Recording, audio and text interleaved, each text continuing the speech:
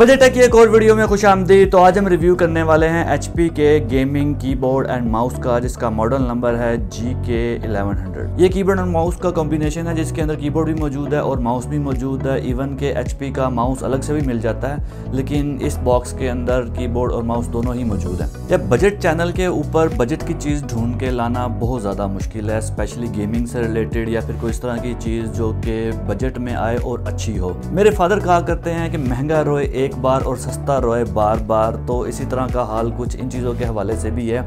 एक तो गेमिंग वैसे ही बहुत ज़्यादा एक्सपेंसिव है, लेकिन उसके साथ साथ इनमें बजट की चीज़ ढूंढ के लाना भी बहुत ज़्यादा मुश्किल है। तो मुझे लगता है कि मुझे अपने चैनल का नाम बजट टेक से हटा के एक्सपेंसिव टेक कर लेना चाहिए, क्योंकि एक्सपेंसिव चीज़ें लाना काफ़ी ज़्यादा आसान है और स्पेशली पाकिस्तान में तो हर चीज़ वैसे ही एक्सपेंसिव होती जा रही है। इससे पहले एक बजट कीबोर्ड का मैंने रिव्यू किया था जो कि आई थिंक इवॉर्डन का गेमिंग कीबोर्ड था, जिसका लिंक आपको डिस्क्रिप्शन में मिल जाएगा। वो इससे भी ज़्यादा बजट में कम था, प्राइस में बहुत ज़्यादा कम था और ये भी कोई इतना ज़्यादा महंगा कीबोर्ड माउस नहीं है। इसकी प्राइस ऑलमोस्ट 3000 रुपये है और कहीं कहीं तो मैंने इसकी प्राइस 3000 से 4000 के दरमियान में भी देखी है। अब HP इसको ऑफिशियली पाकिस्तान के अंदर शिप नहीं कर रहा, तो इसकी कोई वारंटी मौजूद नहीं है पाकिस्तान में, और शायद यही वजह है कि इसी वजह से इसकी प्राइस में भी जो डीलर जिसका दिल कर रहा है, जितना भी दिल कर रहा है उसको सेल कर रहा है। तो आज हम इसको रिव्यू करने वाले हैं कि बजट के अंदर अगर हम इसको परचेज करते हैं 3000 की प्राइस के अंदर, तो इसके अंदर हमें क्या क्या मिलने वाला है। सबसे पहले स्टार्ट कर लेते हैं इसके डिज़ाइन से। जहाँ तक इस कीबोर्ड और माउस के डिज़ाइन की बात है, अगर स्पेसिफिकली अगर मैं कीबोर्ड की बात करूँ तो देखने में काफ़ी ज़्यादा खूबसूरत है। फर्स्ट इंप्रेशन इसका काफ़ी ज़्यादा अच्छा है। ब्लैक रंग का कीबोर्ड है जिसको काफ़ी ज़्यादा अच्छे तरीके से डिज़ाइन किया गया है। काफ़ी ज़्यादा खूबसूरत लाइनें बनाई गई हैं, जिसके अंदर कोई RGBs तो मौजूद नहीं है लाइनिंग में, लेकिन देखने में खूबसूरत नज़र आता है। उसके बाद बिल्ड क्वालिटी इसकी काफ़ी ज़्यादा सॉलिड है। इसके अंदर कोई भी कहीं पे भी फ्लेक्स मौजूद नहीं है, जो कि मुझे काफ़ी ज़्यादा पसंद आया कि चीप नहीं है ये कीबोर्ड, देखने में चीप नहीं है, ना ही फील करने में चीप है। अगर आप इसको कहीं से भी प्रेस करते हैं मोड़ते हैं बिल्कुल भी चीप नज़र नहीं आता। और जहाँ तक बात है इसकी लाइटिंग की, अब जाहिर सी बात है कि एक गेमिंग कीबोर्ड आजकल के दौर में अगर RGB नहीं है तो वो गेमिंग कीबोर्ड कंसिडर ही नहीं होता। अब ये कोई मैकेनिकल कीबोर्ड नहीं है, ये ऑलमोस्ट लो प्रोफाइल कीबोर्ड है और इसका ट्रैवल डिस्टेंस टाइम भी मैकेनिकल कीबोर्ड से ज़्यादा है। लेकिन अगर हम मैकेनिकल कीबोर्ड की तरफ जाएंगे तो वो आपको पाकिस्तान के अंदर तकरीबन 7 से 8000 रुपये से स्टार्ट होना शुरू होंगे। अब मैकेनिकल कीबोर्ड का बाद में रिव्यू करेंगे, सबसे पहले इसका रिव्यू कर लेते हैं। जहाँ तक बात है इसकी लाइटिंग की, तो लाइटिंग डेफिनेटली देखने में RGB नज़र आती है, लेकिन HP ने इसको इस तरीके से डिज़ाइन किया है कि लाइट्स RGB नहीं है। अब RGB लाइट्स ना होने का मतलब ये है कि ये लाइट्स खुद से कलर चेंज नहीं करती। RGB लाइट्स जो होती हैं वो खुद से कलर्स चेंज करती हैं, लेकिन ये खुद से लाइट्स कलर चेंज नहीं करती। कलर्स का पैटर्न इस तरह का HP ने डिज़ाइन किया है कि इस साइड से पर्पल से शुरू होते होते इधर ग्रीन तक आता है और सिंगल LED लाइट्स हैं जिसका कलर सॉलिड कलर ये ही है।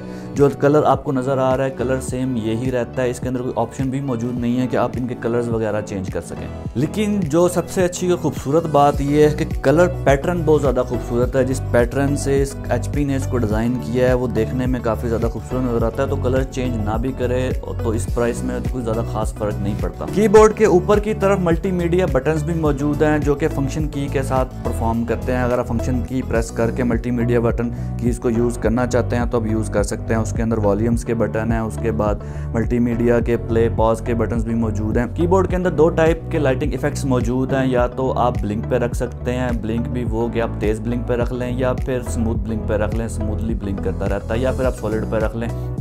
सॉलिड पे रहते हैं तो सिर्फ लाइट्स ऑन रहती हैं, ब्लिंक कर रहे हो तो या तो स्मूथ पे रहते हैं या फिर तेज़ी से ब्लिंक करते हैं। इसी तरह कीबोर्ड में ब्राइटनेस का ऑप्शन भी मौजूद है कि आप इसकी लाइट्स को कंट्रोल कर सकते हैं, या तो फिर आप इसको बंद कर सकते हैं, या फिर 3 स्टेप्स में आप इसको हाई कर सकते हैं, 3 स्टेप्स में लो कर सकते हैं। जहाँ तक बात है इस कीबोर्ड के गेमिंग एक्सपीरियंस की, तो गेमिंग एक्सपीरियंस अगर मैं ऐसे कहूँ कि एक मैकेनिकल कीबोर्ड के जैसा तो नहीं है, क्योंकि उसमें रिस्पॉन्ड टाइम मिली सेकेंड्स के हिसाब से होता है। कि अब जो मैंने लेटेस्ट जो देखा है कीबोर्ड, उसमें 0.2 मिलीसेकंड का रिस्पांस टाइम है, यानी वो 0.2 मिलीसेकंड में रिस्पांस करता है, जो कि अभी मार्केट में लेटेस्ट अवेलेबल है, जो कि शायद पाकिस्तान में अवेलेबल भी नहीं होगा। और अगर मैं इसकी बात करूं तो इसका रिस्पांस टाइम उनके मुकाबले में थोड़ा सा ज़्यादा है। ये ऐसे ही है जैसे कि एक लो प्रोफाइल कीबोर्ड होता है, लेकिन विद लाइटिंग के साथ। इसके अंदर लाइटिंग मौजूद है, मल्टीमीडिया बटन्स मौजूद हैं।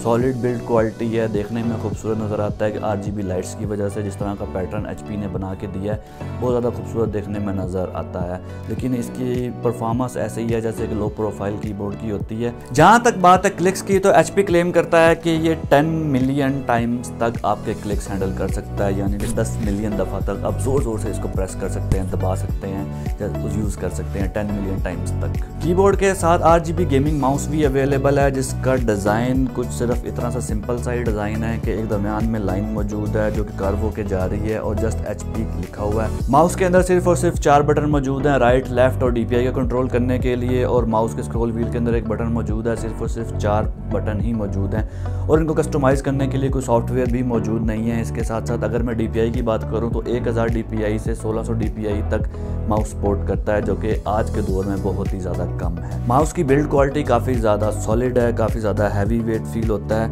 यानी कि नॉर्मली आप इसको यूज़ कर सकते हैं। लेकिन माउस की परफॉर्मेंस की जहाँ तक बात है तो ऑनेस्टली स्पीकिंग मुझे इसकी माउस की परफॉर्मेंस पसंद नहीं है।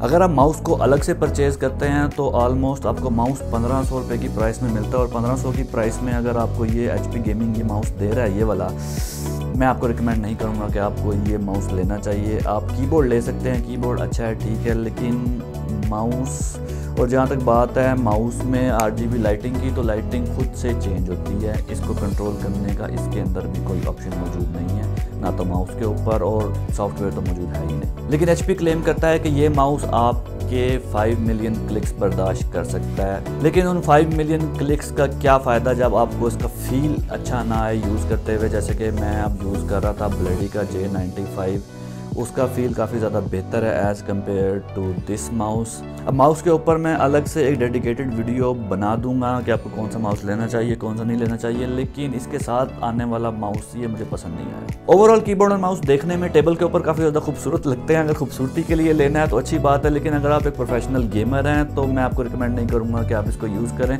हाँ, लेकिन अगर आप अपने टेबल की खूबसूरती को बढ़ाना चाहते हैं, अपने PC की खूबसूरती को बढ़ाना चाहते हैं वो भी कम पैसों में, तो डेफिनेटली आप इसको यूज़ कर सकते हैं, चेकआउट कर सकते हैं। और कीबोर्ड यूज़ करने में इतना भी कोई फ़र्क कीबोर्ड नहीं है, लेकिन एज अ गेमर इतना ज़्यादा अच्छा भी नहीं है। लो प्रोफाइल कीज़ हैं, ट्रैवल डिस्टेंस काफ़ी ज़्यादा है जो कि शायद 2mm है। बिल्ड क्वालिटी काफ़ी ज़्यादा अच्छी है, बिल्ड क्वालिटी इसमें इंप्रेस हुआ, कलर लाइटिंग काफ़ी ज़्यादा अच्छी है। हालांकि चेंज नहीं कर सकते आप, सिर्फ 2 या 3 पैटर्न्स में उसको यूज़ कर सकते हैं जो कि सिर्फ ब्लिंक ही करता है। कीबोर्ड को लिफ्ट करने के लिए बैक साइड पे हिंजेस भी मौजूद हैं, आप उनको खोल के कीबोर्ड को थोड़ा सा ऊपर लिफ्ट कर सकते हैं टाइपिंग करते हुए।